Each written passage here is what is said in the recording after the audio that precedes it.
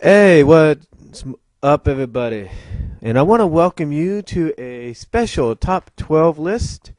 I haven't done one of these in a while, and if this is in multiple parts, I apologize. But this is, as you can see right there, the top 12 Disney Afternoon females.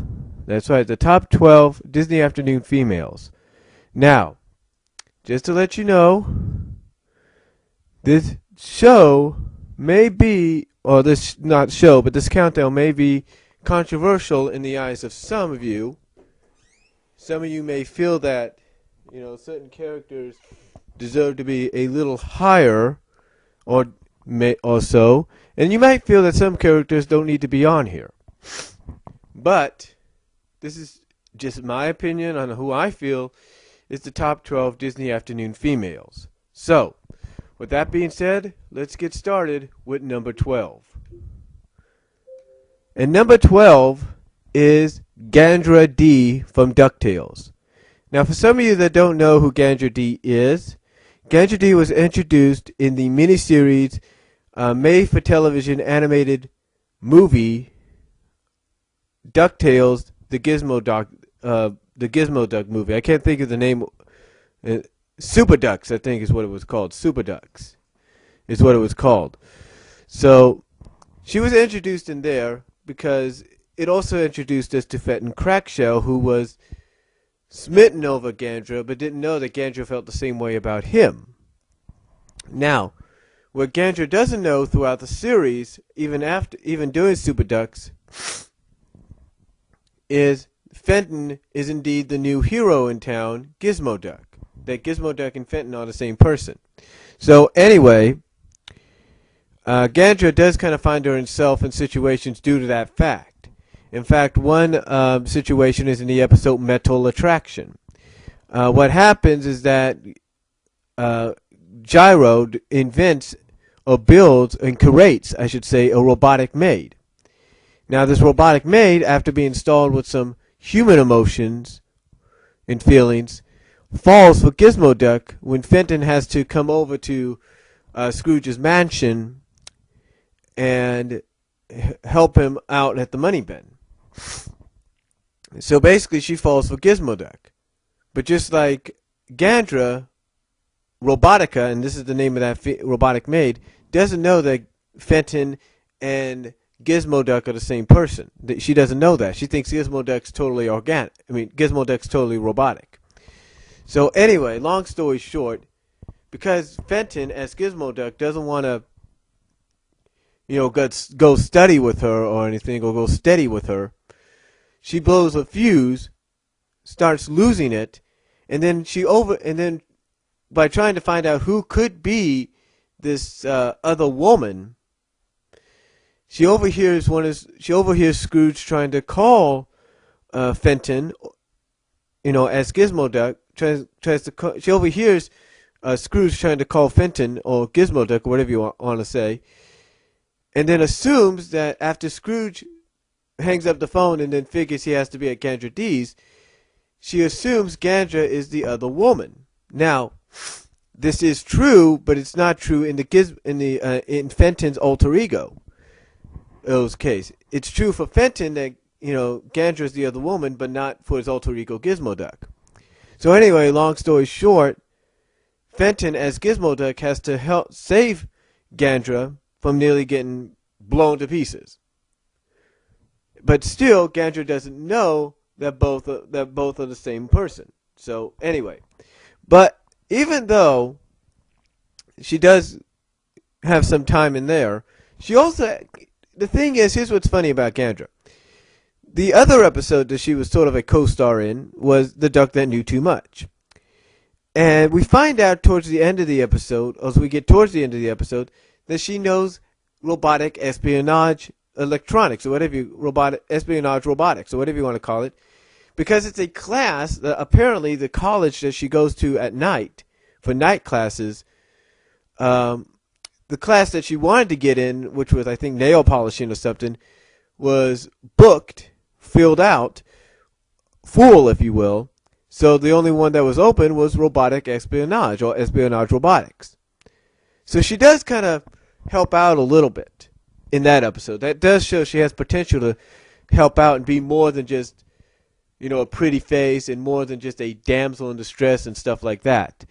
And honestly, it shows me that if Disney wanted to continue with the series, that she could have definitely been more than just the damsel in the pretty face, because she proved that in that episode and when she did that whole robotic espionage thing, when she figured out that machine from within.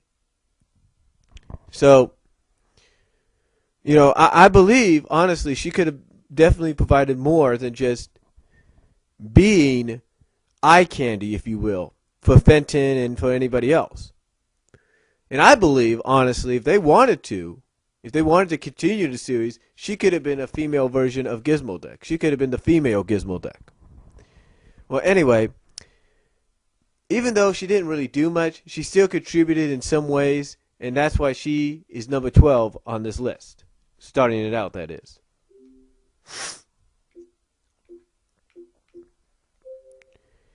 At number 11, from Bonkers, we have FondDee. Now, I know I ranked her up higher in one of my other countdowns, but FondDee, here on the Disney Afternoon, there's no doubt Fawn's got a popular following. There's no doubt she's got a fan following. I mean, you go to places like DeviantArt and sites like that, and there's a lot of people that draw her. There's a lot of fans that draw her, and they draw her, the way she is, as you see her now. They draw her in different outfits. In fact, there's one person that drew her in a Catwoman suit. Things like that. In fact, there's even one artist that put her in a police outfit as sort of like a cover. It's sort of like a visual cover, if you will, for one of the Bonkers 1999 chapters, if you will, which is a fan fiction story. But anyway, FondDee, even though she really didn't do much, just like Gandra, I believe really had a lot more to offer. Now, she did help out and offer a lot in the 7 to 11 minute shorts that starred her and Bonkers and the friends Jitters and Grumbles and Tanya. She did have more to offer. There's no doubt about it. You look in Bonkers in Space, that animated short definitely shows that she has more to offer. Draining Cats and Dogs, when she suggests turning off the water source, going down to the basement and turning off the water source, shows she has something to offer. I mean, there are just some things here and there that show you that she has more to offer than what we saw. In fact, there's a rare Bonkers cartoon. Basically, it was sort of like broke into parts because it was part of Raw Tunage, where Bonkers was the host. And at the end of the cartoon, at the end of the show, she helps Bonkers by showing that she could actually not only try to unstick him, if you will. In other words, there's a scene at the end where Bonkers is stuck in a position because he's gone through hell and back, if you will, and through so many obstacles getting this TV to her that he's stuck in this position. And then Fawn says, "You know what? I worked for a chiropractor. Let me help you." And she does. And what she does is she just pulls down his arm, and that basically loosens him back to normal. But she's also shown that she could be pretty strong, because even after Bonkers shows up with the TV, she helps him out by carrying the damn TV on her own. So like it's nothing. Anyway, just by those things and what she did in Bonkers in Space and developed in a few other shorts, shows that she has potential. She also has some wit as well. She could be quick-witted. In fact, there's in the Gobble Gobble Bonkers cartoon, which is a Thanksgiving cartoon, after Grumbles tells her that the cold that they're suffering from, builds character, sharpens their senses. This big old pile of snow caves in, comes through the roofs, falls through the roof and onto Grumbles. And then after, like he says, the build your character, sharpens your senses, and the snow falls down on him, she kind of uses a quick wit by saying, raises our insurance. So it shows that she has potential than just being like with Gandra, being just another pretty face. As a matter of fact, she had that potential could have possibly been shown in the pilot. Because after she tells Bonkers, hey, we'll stand by you, and then after everybody gets kidnapped, if she hadn't stopped right there to look back and wonder where everybody was, and probably thinking that everyone did abandon Bonkers, if she hadn't stood there and then allowed herself to be kidnapped, wondering if maybe everybody did abandon them, basically stab Bonkers in the back, and then allow herself to get kidnapped, if that wouldn't have happened, there's no doubt in my mind she would have been an officer just like Bonkers. There's no doubt in my mind. And it also shows that she can be helpful and critical of people as well. In New Partners on the Block, she tells Fall Apart that the recipe, when it calls for a can of peppers, doesn't mean you use a can. In other words, she's telling him you don't use a can as part of the recipe. You put the peppers that are in the can in the recipe. But then she also helps out as well in that episode too, because she becomes the first person to find something in that pile of cans that Fall Apart brought that has the writing. Yeah, Fall Apart found the first can, and with the writing, which Grumble saw. But she's actually the first one to find a can out of that huge pile with the writing that Lucky has on it. So again, a lot of potential here. In fact, a lot of fans see that potential. I mentioned earlier that there's a picture that a fan drew with her in a cop outfit next to Bonkers, and it's part of a chapter it's a part of the Bonkers 1999 fan fiction story. It's a chapter in it the chapter is called Rent-A-Cop Land.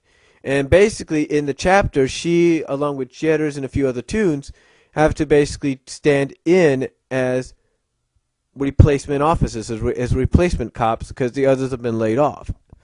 So anyway, even though fans saw the potential, unfortunately Disney didn't give her that potential.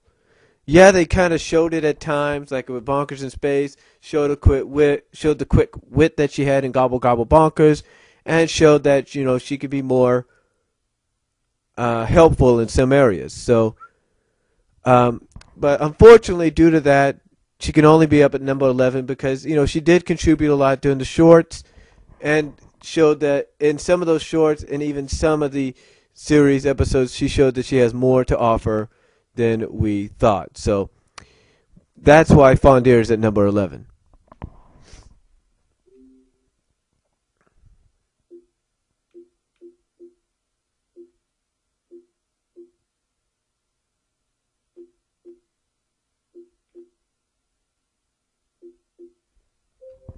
At number 10, again, this may be controversial for some people. At number 10 is Morana Macabre from Darkwing Duck.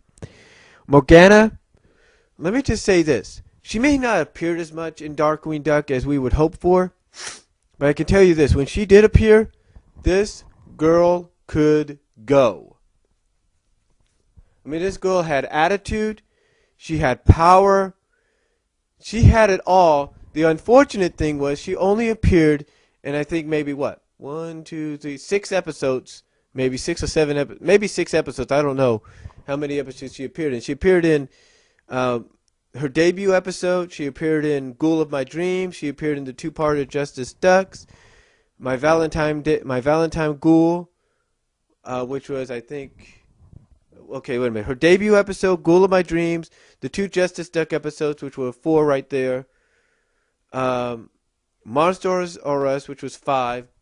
My Valentine Day Ghoul, which was 6.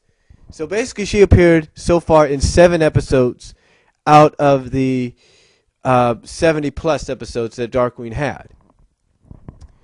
And you would think that with a character like this,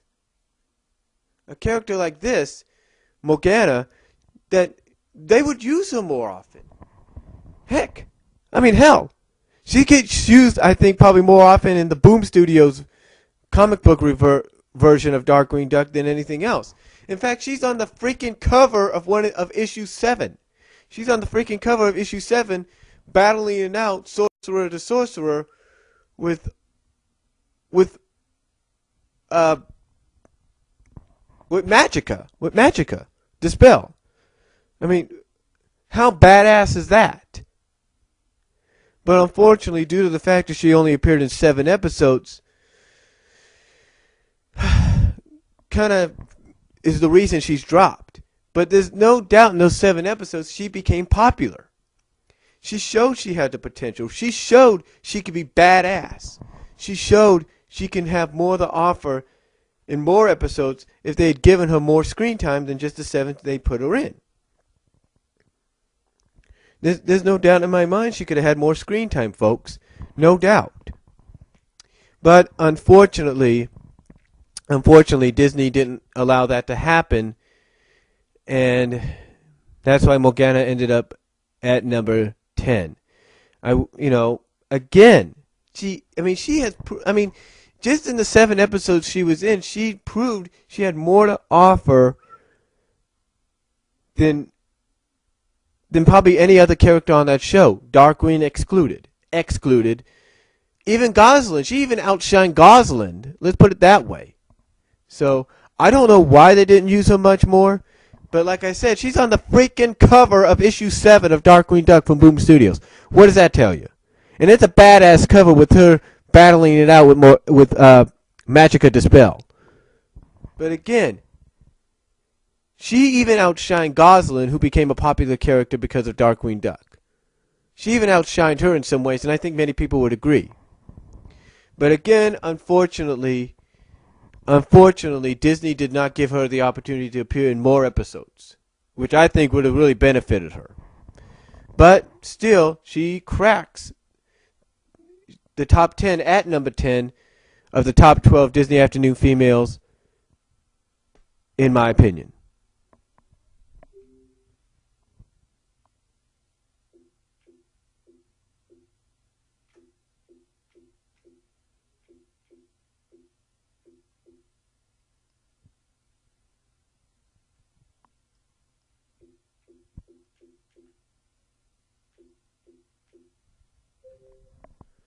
Number 9 is Ursa Barbic from the Gummy Bears. Yeah, I know what you're thinking. This girl is so badass, she should be higher.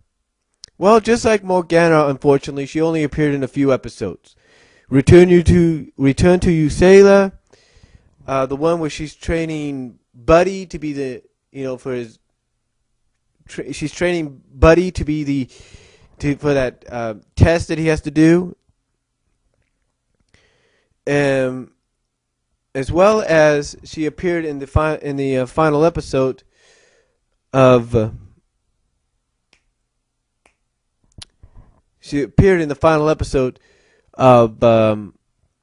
King Inkthorn miniseries, the final episode of the Gummy Bears. Unfortunately, she did not appear in anything else. All I know is she did about 3 or 4, maybe 5 episodes. Now, I know you're thinking, well, wait a minute, that's less than Morana. Morana should be higher. That is true, but here's the thing. Morana, 7 episodes and everything, that's true. But with Ursa basically came before Morana. And Ursa was the first, as far as I'm concerned, the first badass female that Disney ever had. Even if it was for 3 to 5 episodes she appeared in, she was the first badass female Disney Afternoon ever had. And the Disney Afternoon ever had, period. I mean, you get in this girl's face, she'll get in yours. You try to get physical with her, she'll kick your ass. That's exactly what Ursa was portrayed as, no doubt about it. Yeah, she could be a motherly figure too, there's no doubt about it. She could be a big sister figure, motherly and big sister figure to someone like Buddy. No doubt about it. But the thing is, this girl was the first badass character Disney and the Disney Afternoon that I've ever seen, honestly. From Disney and Disney Afternoon. First badass character. And again, like Morana, she wouldn't be the last, but she was badass, no doubt about it. And to me, I really think that just like with Morana, if they put in her in more episodes, besides just the 3 or 5 that she appeared in, she would have had a lot more to offer. You would have seen a lot more. I mean, fans do fan fiction that show that she has more to offer. So what does that tell you? What does that tell you, folks? That fans are willing to do fan fiction stories on this girl with the fact that she has more to offer than just what we see. I mean, what does that tell you, folks? What does that tell you? It tells me a lot. I mean, this is Courtney Williams that is, that one of her most popular characters is, one of her favorite characters is Ursa, and she does a lot of fan fiction stories and fan art on this girl. So what does that tell you? She even does some fan vids on YouTube about her. Again, what does that tell you? That tells you this character is popular among the fans. And that just like with Morana, if she'd been given more screen time, a little bit more episodes to appear in, she would definitely had more to contribute than just what she did in the 3 to 5 episodes. But unfortunately, that didn't happen. But still, she left such an impression, in my opinion, as the first badass female character that ever appeared in a Disney Afternoon series that we had ever seen. So that's why Ursa is number 9 on this countdown.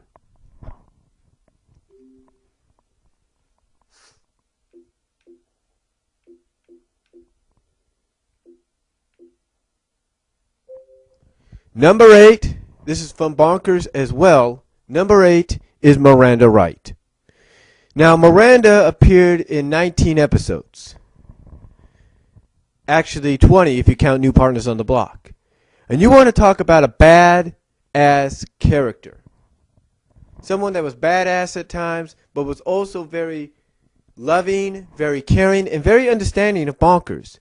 In fact, if you wanted to say someone had an inner tune within them, like there's like people use the saying, that people have inner childs within them. Miranda has an inner tune, because if you watch the episode, The Tune That Ate Hollywood, towards the end of it, she proves it. She proves that she can have an inner tune. In fact, if they would have done an episode to where Miranda would go in a machine that temporarily turns humans into tunes, and she would go in there and come out maybe as a female feline tune version of herself, there's potential right there. But of course that never happened. But again, Miranda, I'll tell you this about Miranda. Again, not only was she badass because when she got in a criminal's face, she kicked ass. There's no doubt about it. But the thing about Miranda, she was very, very loving and very, very understanding. I mean, unlike Lucky Paquel, she actually sometimes encouraged Bonkers to be wacky and be silly.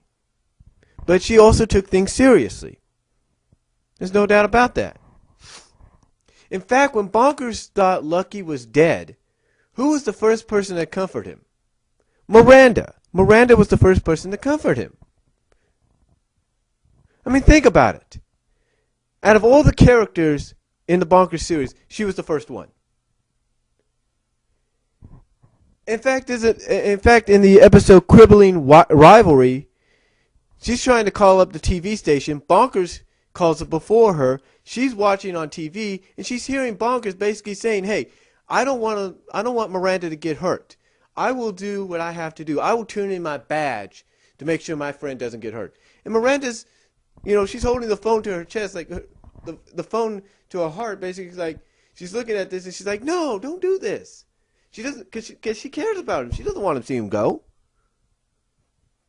She doesn't want to see him go. I mean, again, she's more tolerant and sometimes more encouraging than Lucky ever was. And again, she's very accepting and understanding of how Bonkers is. I mean, when Bonkers does a side job where he works for the Stork Exchange in the episode The Stork Exchange, and she starts noticing that he's tired at work, that he's not full of the energy he usually is full of, That's when she figures it out. But she doesn't get on his case and say, well, you shouldn't be doing this. You should quit that job. She doesn't do that. She just tells him, well, you got to be careful and don't let, like the boss, Sergeant Grading, find out. I mean, what more can you ask out of a character, even for 19 episodes? Especially when you hear that this character was originally slated for the whole 65. I mean, what more can you ask? I can't think of much. I mean, she even trusts the welfare of her nephew in Bonker's hands. What does that tell you? What does that tell you, folks? Tells you a lot. Tells you a lot. To me, it tells me a lot. Tells me definitely a lot. I mean,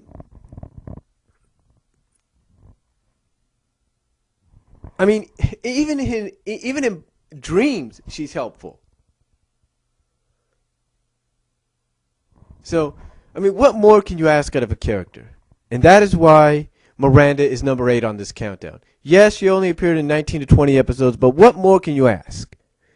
So that is why Miranda is number 8 on this countdown. You may want to rank her higher, go ahead.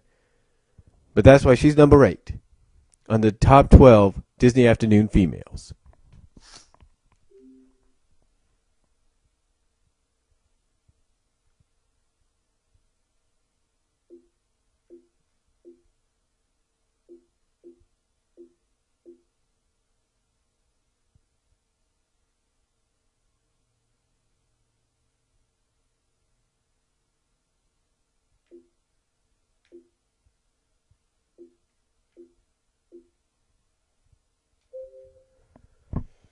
Number 7. Number 7 is Peg from Goof Troop. Oh my goodness. Oh my goodness. Where do I start with this character? How about the fact that this character is so badass that even her husband fears her? I mean, she's just like Miranda. She's loving, she's caring, but when she gets badass, when she becomes badass and gets in people's faces, she'll get in your face. And you talk about letting her voice and letting her voice speak her words, if you know what I mean. You want to talk about being a mouthpiece. You want to talk about someone that's, can literally let her voice, let her mouth do the talking for her. This woman will do it. There's no doubt about it. I mean, she will do it. I mean, let me put it to you like this. There have been episodes to where when she gets in Pete's face, oh man, let the fur fly, man. Let the fur fly. In fact, I remember there's the episode where Pete literally steals the Hawaiian vacation away from Goofy and Max. And what does she do? As soon as Pete walks in the door, and what does she tell? Oh, what does she tell the guys? What does she tell Goofy? How she's going to deal with it? She says, "I'm going to use my secret weapon." And then when Max asks her, "Well, what's that?" She says, "My mouth." And literally, as soon as Pete gets up the driveway, as soon as Pete drives up the driveway, gets out of the car, gets ready to walk in the house, we have PJ counting down, going, "Okay, Houston, we got to contact an ETA. 5, 4, 3, 2, 1, and then bam, man. I mean, this woman is like, honestly, if she was my wife, I would not want to piss her off. Literally, I would not want to piss her off. No way. No way, Jose. I mean, I do not know what's it going to take for Pete to realize, okay, I've shown that I can be romantic. I've shown that I can be nice. I've shown that I can be a good guy. I've shown that I can do the right thing. What's it going to take for her to get off my case when sometimes I want to do something self-centered? What's it going to take? Not much. Probably the fact that Pete needs to realize that if you want to keep your wife, you don't want your wife to get on your case all the time. What you need to do, real simple, don't be so selfish. But I'll tell you, you talk about in addition to the Disney family and Disney Afternoon family, female-wise, she was just a tremendous addition. I mean, I cannot say any more than that. It's unfortunate that she wasn't put in the Goofy movie or an extremely Goofy movie because she really could have contributed there. There's no doubt. But unfortunately, Disney didn't want to associate those movies with the Goof Troop series. So, go figure. But anyway, you talk about, again, a character that really could show that she can be loving, caring, but also badass to the bone. It's Peg. There's no doubt in my mind. And that's why she is number 7 on this countdown.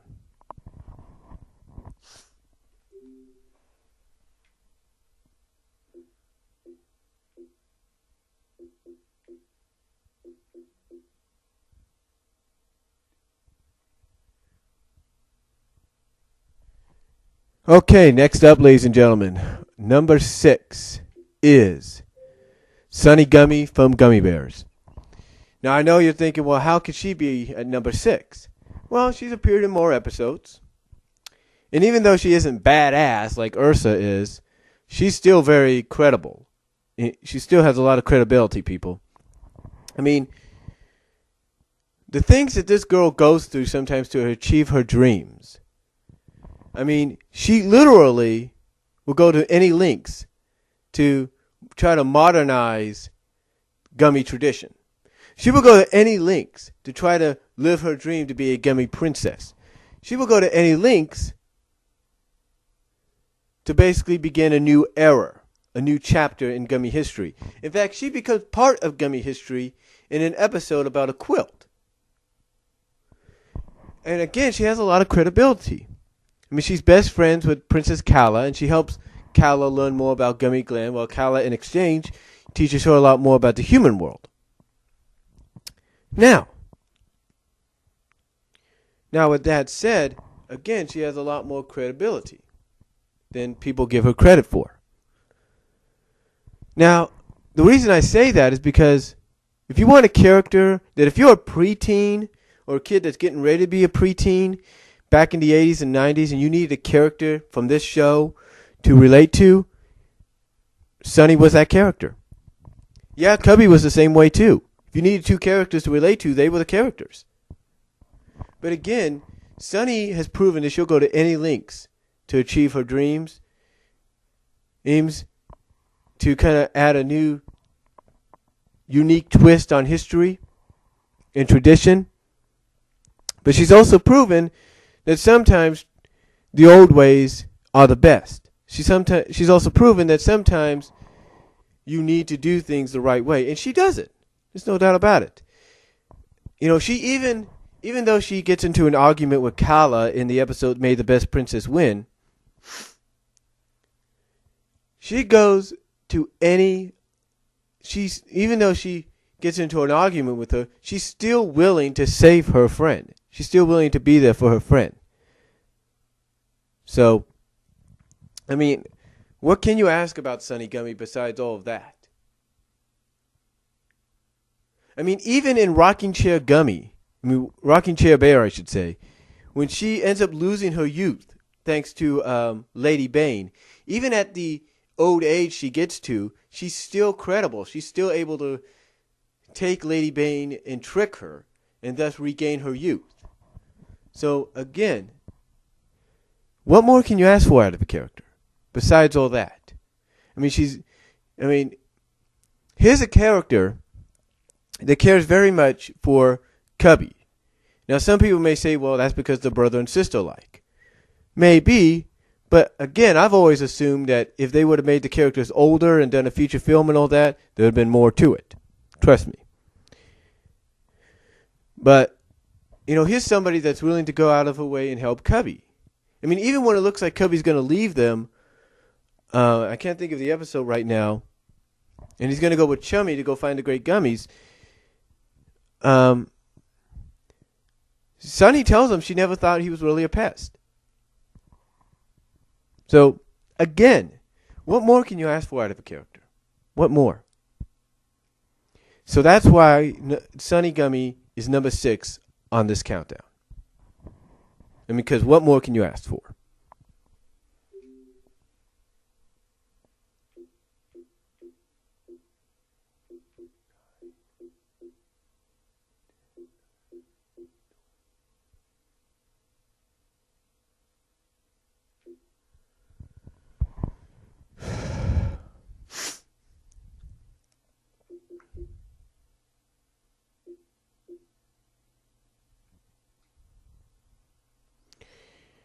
All right. Now we're going to crack the top 5 here. And we're at number 5, Mallory McMallard from Mighty Ducks. What can I say about this girl? When I talk about badass, caring, quick-witted,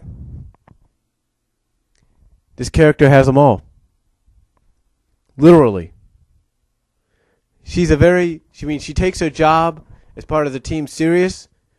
She can be very quick-wit when it comes to making jokes if she wants to. And my God, you talk about badass in crime fighting and as a hockey player. This girl's got the whole package. This girl's got the whole package. I mean, what more can you ask out of a character? I mean, what more? I mean, in the episode Buzz Blitzman, Mighty Duck, at first she's very hard and everything, and she doesn't want to have anything to do with this kid. But then when she realizes she messed up, if you will, and then hears why Buzz wants to be around her and the others, only then does she have a change of heart and realize maybe she can relate with this kid in some way. Especially when she finds out that he was the one responsible for creating her favorite bubblegum. So, but again, I mean, this character has all the traits of being one of the best female characters Disney Afternoon has ever produced. Did she appear in all the episodes? A majority of them, yes. A majority of them she did appear in. I mean, maybe there was 1 or 2 she didn't appear in, or even 3, but she appeared in a majority of them. And she really contributed a lot in those episodes. There's no doubt about it. So, what more can you ask from someone that has everything total package-wise? And that's why, as we crack the top 5 here on this top 12 countdown, we crack it open, big time, with Mallory from the Mighty Ducks.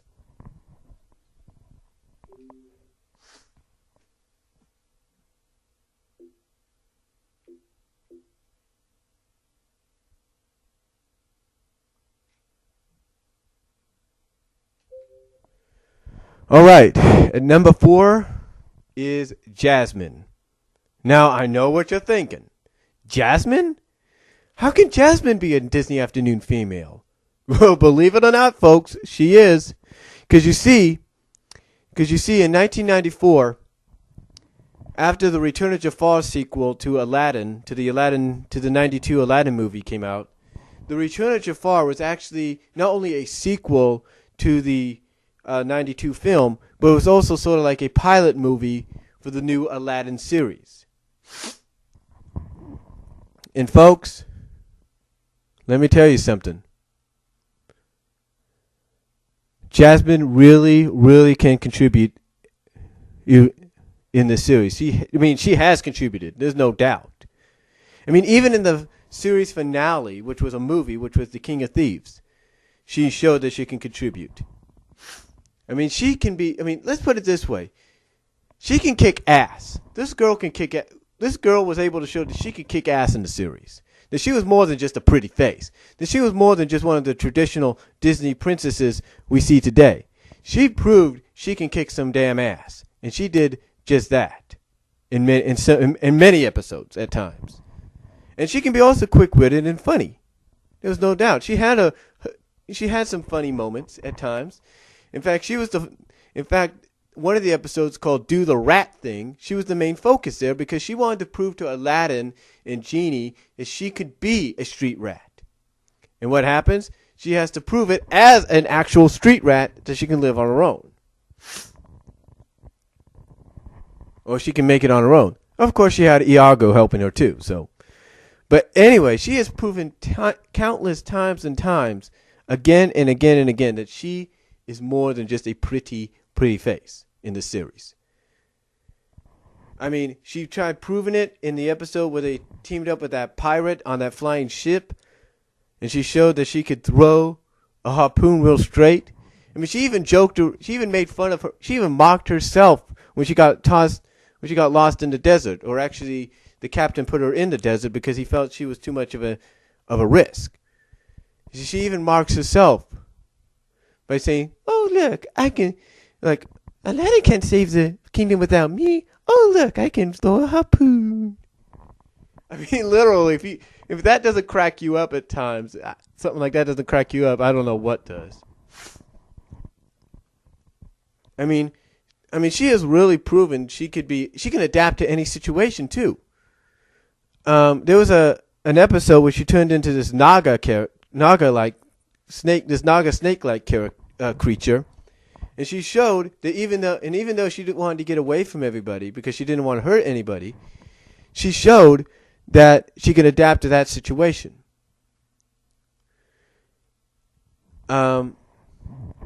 Just like with Do the Rat Thing, she showed that she can adapt to that situation. I mean, I don't know how many times this girl has shown that she could contribute in many ways and adapt in many ways, but she has. And I don't know what else I could say about it. I mean, she has done more in that. I mean, she has done more than any other princess I know of. Even more than Ariel, and when she had her series, she did more than Ariel. So what more can you say than Jasmine has indeed proven that not only can she be a traditional Disney princess, but she is definitely worthy of being a top 12 Disney Afternoon female, especially a top 5 Disney Afternoon female, and that is Jasmine from Aladdin.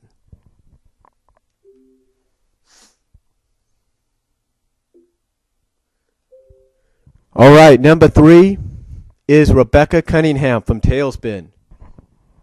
What more can you say about Rebecca? What more can you not say? Here's a woman that's a single mother, lives on her own with her daughter, literally comes out of nowhere, buys Baloo's business, but instead of kicking him out, is caring enough, is loving enough to allow him and Kit to stay on. In fact, Kit looks at her like a motherly figure. But then again, when you take a look at some fan fiction and fan art, some people think Kit looks at her as something more. But anyway, I mean, what more can you say about Rebecca? Even though she has some differences about how Baloo lives and does certain things and who he hangs out with, she still accepts it. I mean, this girl, here's the thing. There's an episode where Baloo has to renew his license. And the teacher he's got is the teacher he had when he tried to get his driver's license. And what does Rebecca do?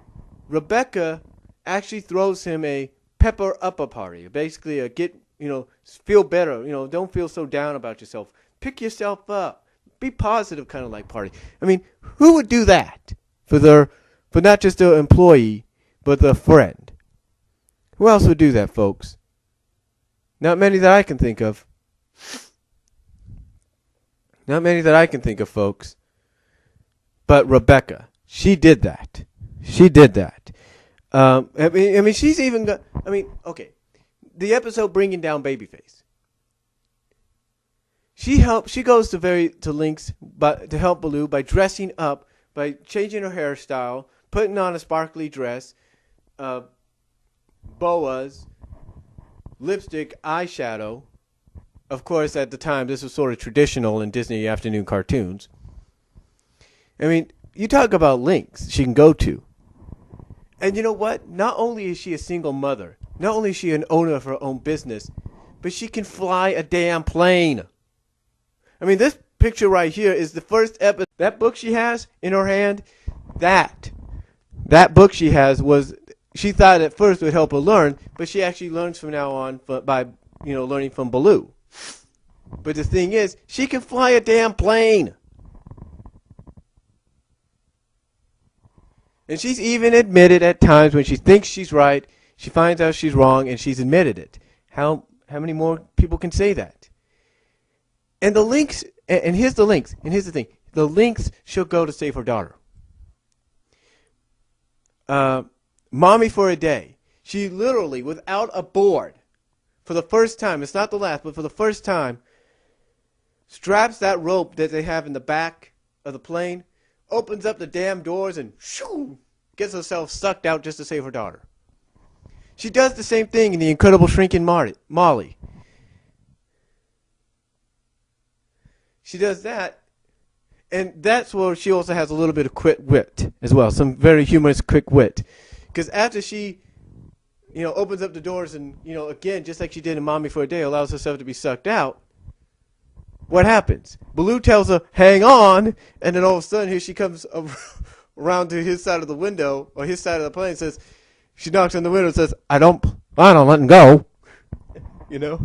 It's really funny. I mean, I don't know what more you could say about it, about the character like Rebecca, except she has contributed so much to the series. I mean, literally, she's contributed so much that I don't know what else to say. Except if you wanted a boss to work for, someone that was strict, was firm, but was so tolerant of who you are and how you lived, but still cared enough about you to throw you a pick-her-upper party, to help you out in a situation like clearing your name.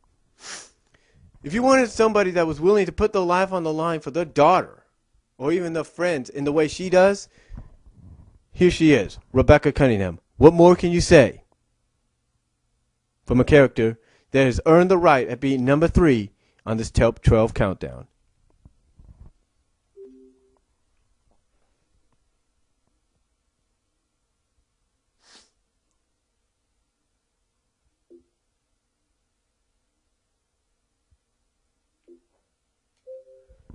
Number 2.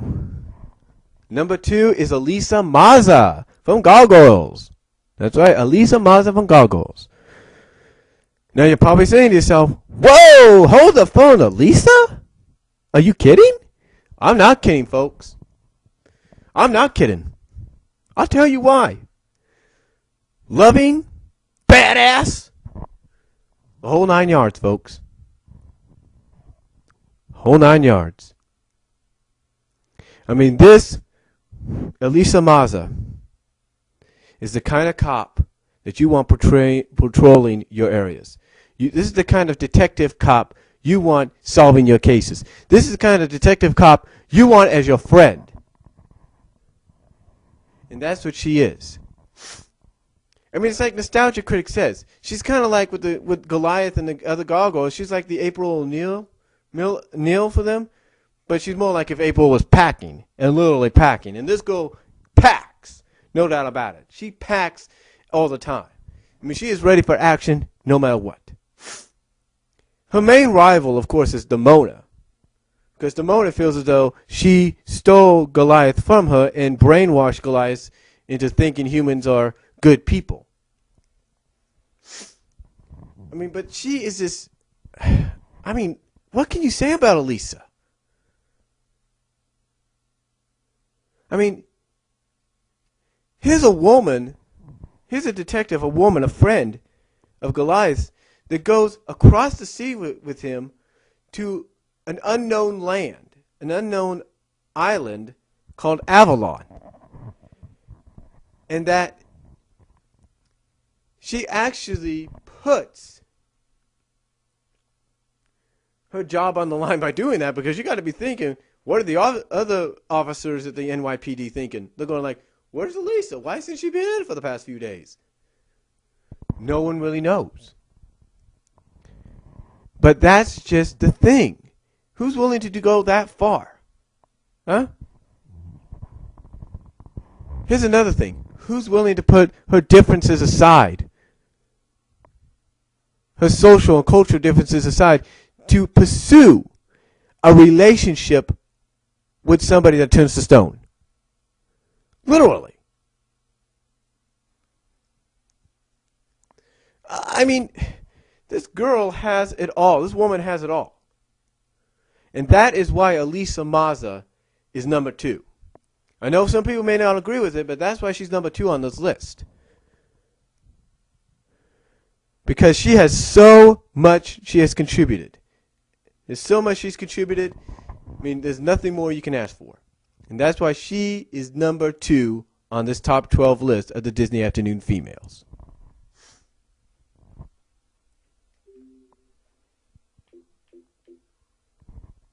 And at number 1, you probably only know this was coming. At number 1, the top Disney Afternoon female of all time. At number 1, you probably know who this is. She has a huge fan base. People love this character. You can go to street corners and everything and ask who this character is, and they will tell you, Gadget Hack Wrench. That's right. And you know what? I'm not the only one that would put her at number 1 on a list like this. I mean, from the first time she appeared in the 3rd part of To the Rescue, she had a fan base like no other. I mean, people literally love this character to death. Literally love this character to death.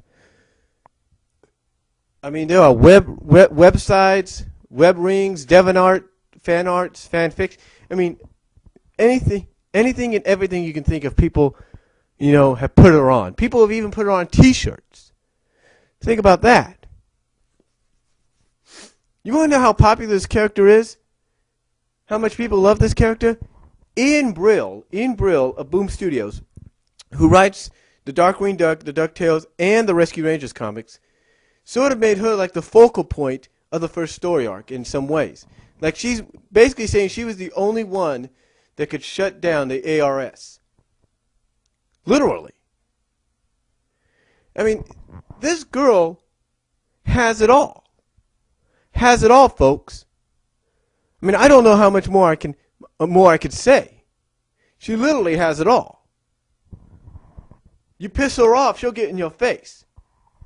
Heck, I remember in Dirty Rotten Diapers, when Chip says, let's do it Gadget's way, Monterey's asking her, what do you suggest? Or what do you think, Gadge? Or Love, or whatever he calls her. And you know what her response is? When Chip says, let's do it Gadget's way, and Monterey asks her what her thoughts are, she says, trash the brat. I mean, come on. Come on. I mean, in the case of the Cola Cult, towards the end of that, she turns into a Ramboette, as the previews, the Disney Afternoon previews once put it. She turns into a Ramboette. Literally. But she also is very caring and loving. In fact, Double O Chipmunk is a good sign of that. It's one of my personal favorites. You talk about somebody that kind of understands where Dale's coming from. She goes to great lengths to let Dale live his dreams.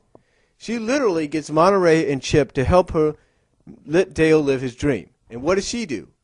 She puts on lipstick. She does something she never done before. She puts on lipstick, eyeshadow, a dress, high heels, a bracelet, a necklace, puts on a wig, tans her fur, I guess, or something. But, I mean, what more can you ask from this character?